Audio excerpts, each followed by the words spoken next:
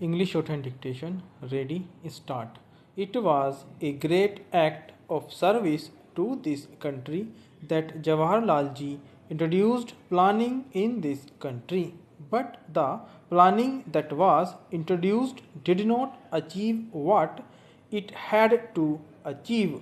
Planning is good, but when it goes astray, it does more harm than good. I cannot say we have made no progress.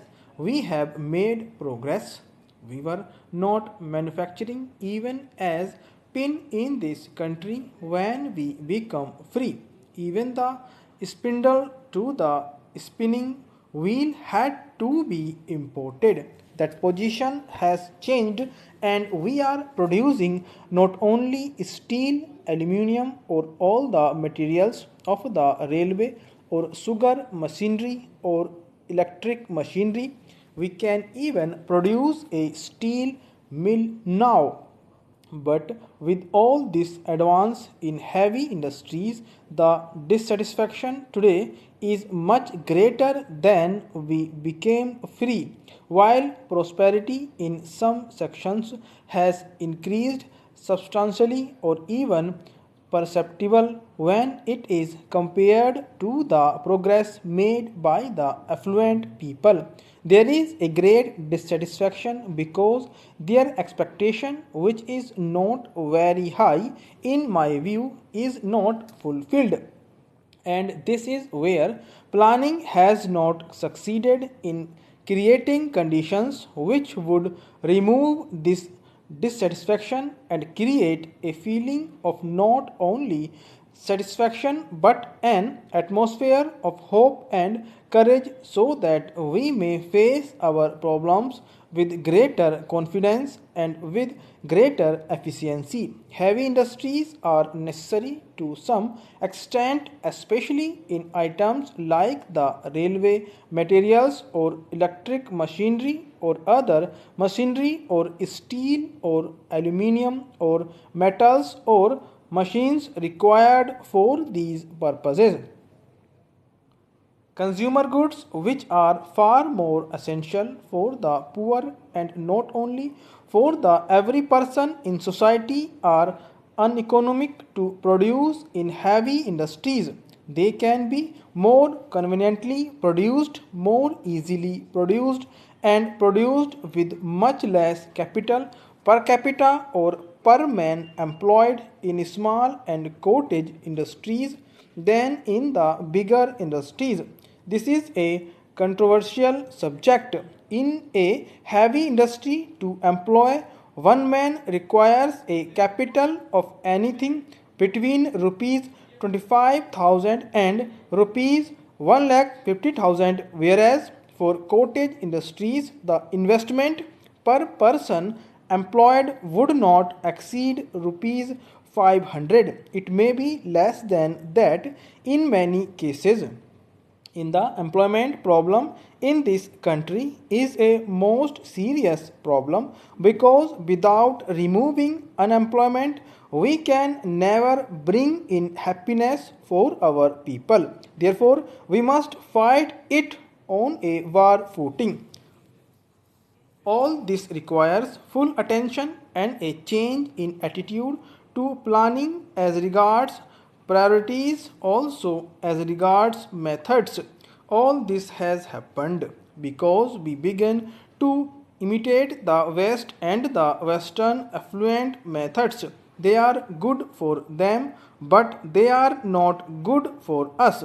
Whatever is good in them, we can certainly take and we should take.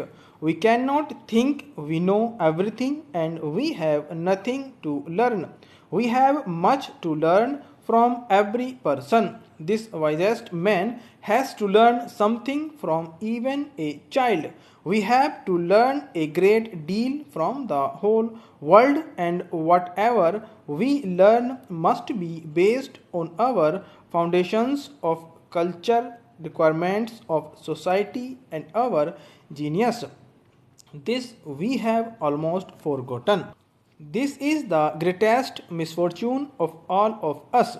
This we have to remove, and unless we get back this pride in our own basic culture and in our way of life, I am afraid whatever attitude we may keep, it will miscarry.